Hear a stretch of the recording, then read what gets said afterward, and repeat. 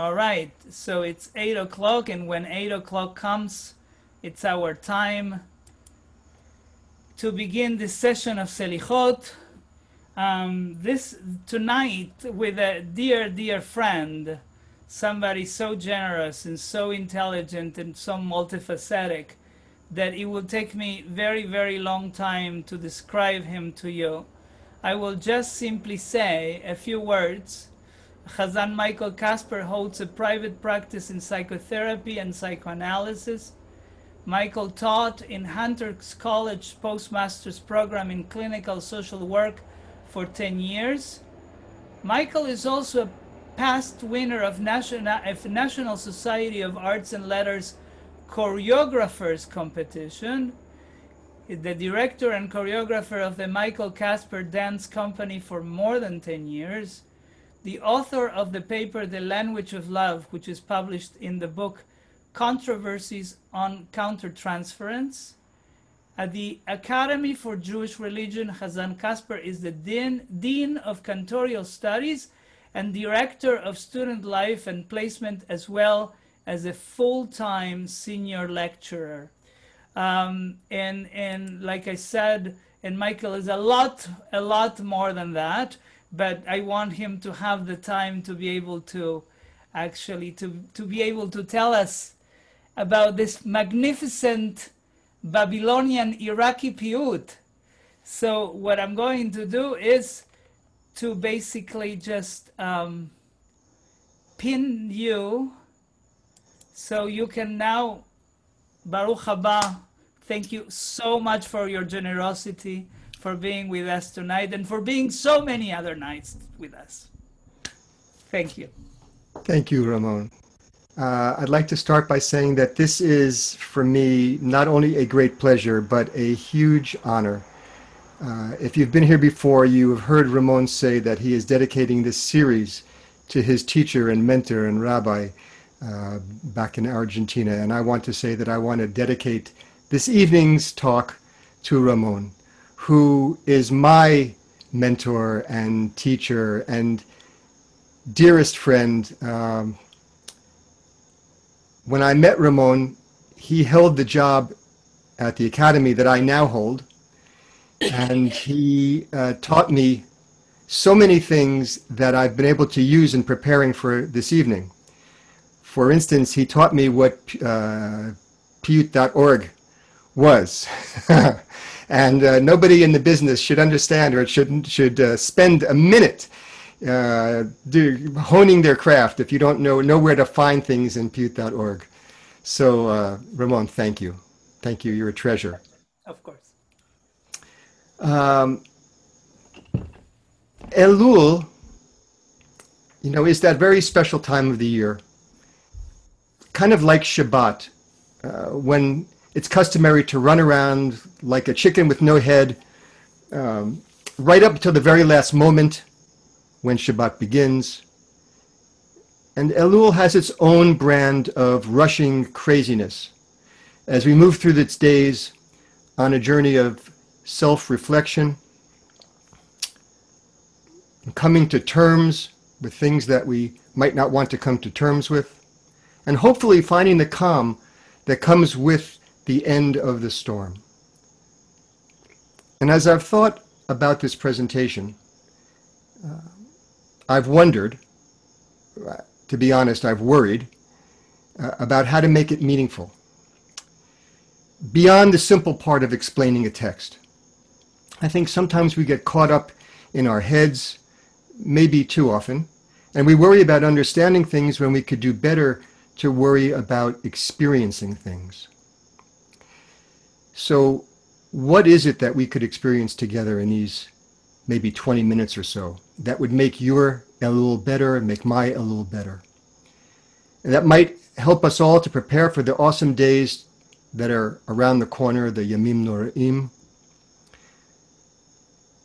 It strikes me that all too often also we come away from a workshop or a talk having felt that we were just told what to do, that the person speaking actually knows what we're supposed to do.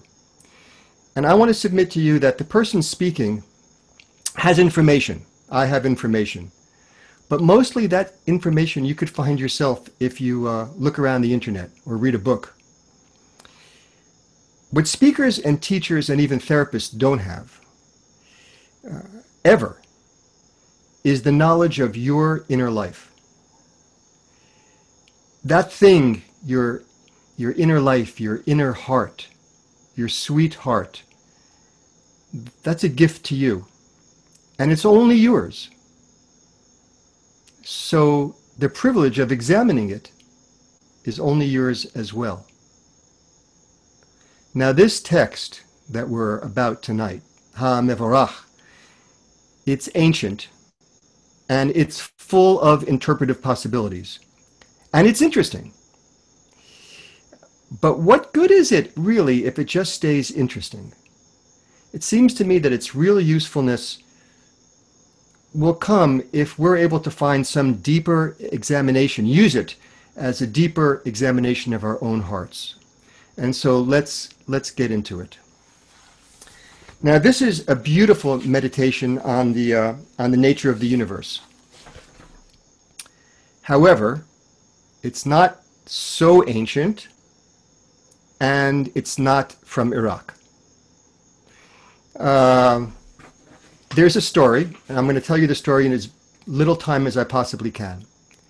The first time I ever heard these words, this text, it was presented to me as an ancient text, maybe, certainly from the Second Temple, maybe the First Temple. Ancient words with an ancient melody found in Babylonia, in Iraq, and transmitted through all the generations to us today. Had I thought about it, I would have known, I should have known, I could have known that that probably wasn't true. That the text doesn't sound like it comes from the First or Second Temple. It just didn't hold together. And we don't have very much that exists today from the First or Second Temple. As I was researching this project, I found out that you can find a recording on piyut.org from almost every country in the Middle East, Northern Africa, except Iraq. There is no recording that I'm aware of that comes from Iraq. Furthermore, the text is not the complete text. Actually is the last part of a stanza of a beautiful poem, an important poem, written by our good friend, Rabbi Yehuda Halevi, the 11th century fantastic poet and doctor and philosopher that almost everybody that I know loves. And it is a text in its entirety. It's read in many, many synagogues in the Sephardic and Mizrahi world on the first day of Rosh Hashanah, either around Baruch She'amar, or at the end of the Shaliach Tzibur's repetition in Shachrit. It's not from Iraq. It's not as ancient as we'd hoped, but it is great. With that, I am going to share the screen so we can take a look at it.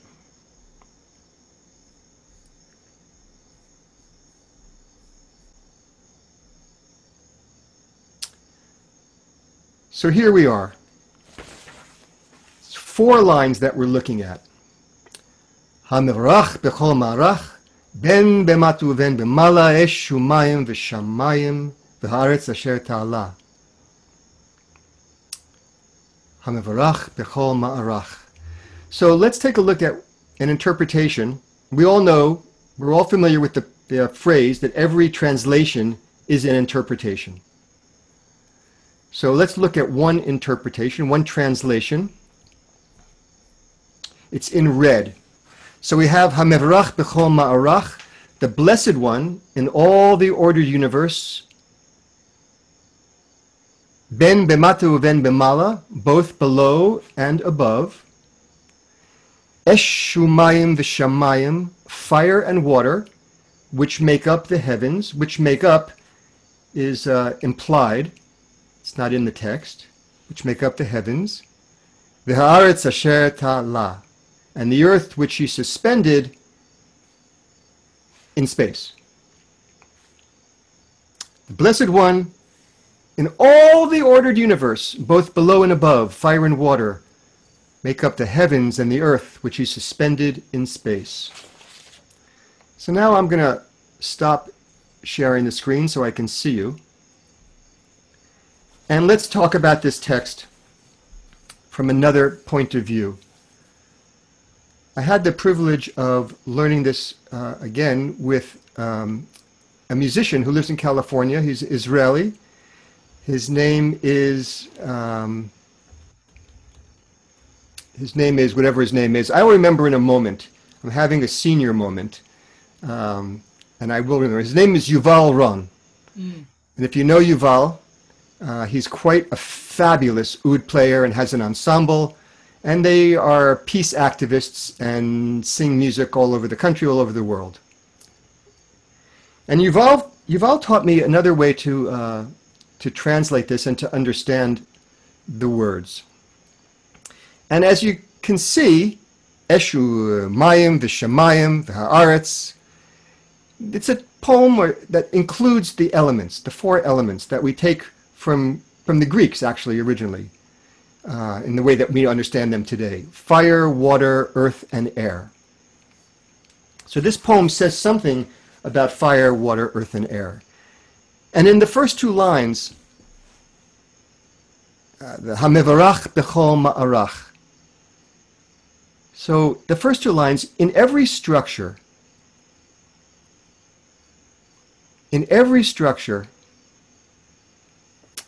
there is a blessed energy. Again, this is an interpretation that goes along with the translation. In every structure there is a blessed energy, an essence, we would say. We go down to the second line, ben bematu ven bemala.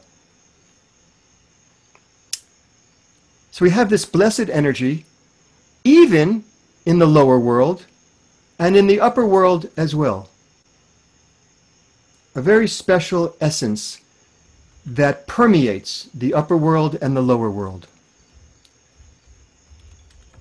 And Yuval showed me, and I'm going to show it to you. He said, put your palm up. Just put your palm up. Try it. Put your palm up. And just close your eyes for a second if you want to, and just feel whatever it is that you feel about your hand and the space around it.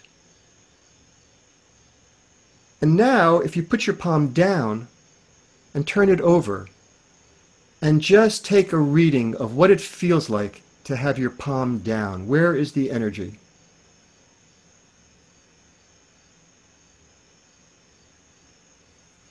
And I would say to you that with your palm up, it feels like energy rises.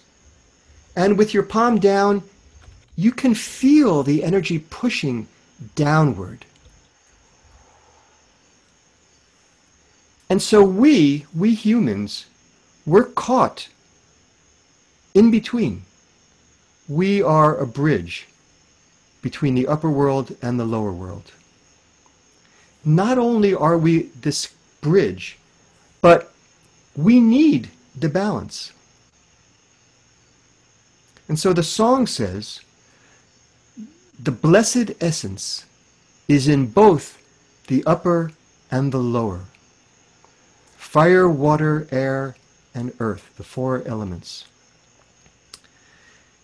Now, the universe is made up of the upper world, the lower world, the four elements, and the blessed essence in them all. The universe is made up of the upper, the lower, the four elements, and the blessed elements, essence, that lives in them all. Now this last line, V'ha'aretz asher ta'ala, Tala is a word that means to hang, from the verb litlot. And so we have this very odd phrase, odd sounding phrase, asher tala. If you were in Hebrew school, you would probably want to be saying asher bara, which was created, right, to create, rather than asher tala, rather than saying which was hung. But our text says hung. It says God hung the earth. And we know that God created the earth, but what on earth does it mean for God to hang the earth? So the song teaches us that there is more. And the song teaches us that we can ask a question of ourselves. We can ask, what else do we associate with things that are hung? What in our own lives, what things are hung? And the first thing that comes to my mind, Rebecca Collins, that's a beautiful cat. The first thing that comes to my mind is a curtain. A curtain is hung. And so, if we think about this and we extrapolate and we interpret, admittedly we interpret, we can say that all this stuff, the fire, the water, the earth, the air, all the things that we can see, it's all a veil. It's a veneer. It's a curtain. There is something more that we can sense, something behind what we see. But the question still remains, what is it? And that what is it? That is what we must look inward for. That is the Elul, I think, that calls us to examine our hearts, to look beyond the obvious, to make sense out of the parts that make no sense to us. This is a meditation on creation, but I think in a more personal way, it's a meditation on us. It's our meditation about us, on what we hold dear, what we pray for in the dark of the night, silently and secretly, when we're alone and quiet. And so I hope if any one of us can take even a small something away from this, it's that as we look inward and reflect during this holy month, the possibility exists that we can find something sacred in us that we weren't sure was there. So at this time, what I'd like to do is I'm going to share the screen again.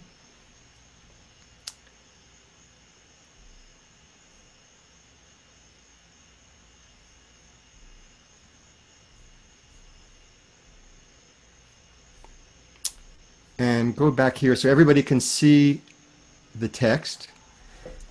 And I'm going to play for you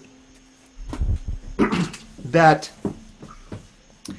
Iraqi tune that's not Iraqi from a text that doesn't come from the First Temple. But it is a tune that, it's a tune from Israel, it's Yerushalmi. And it's a tune that if you were to go on YouTube and type in Mevorakh b'chol ma'arach in Hebrew, you would find a whole bunch of versions of it.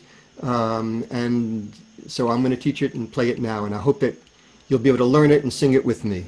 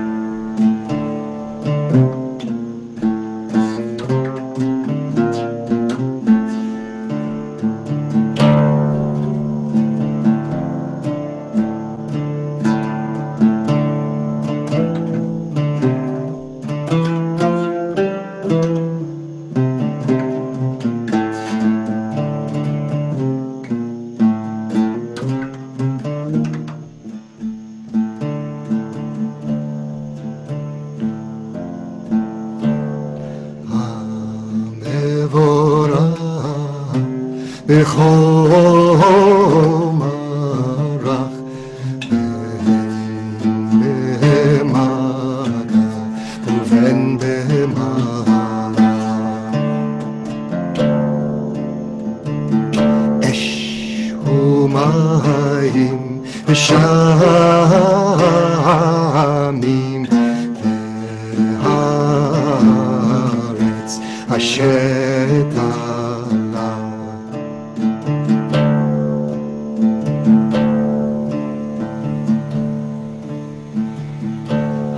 המבורך בכל מרח בין במגע ובין במעלה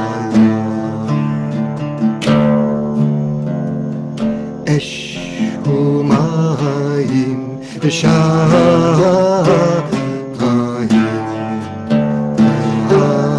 והארץ אשר תעלה.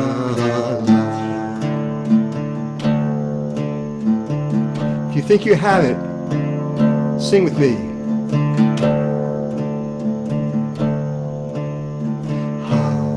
המבורך בכל מרח בין במגע ובין במעלה אש ומים ושמים והארץ אשר תעלה.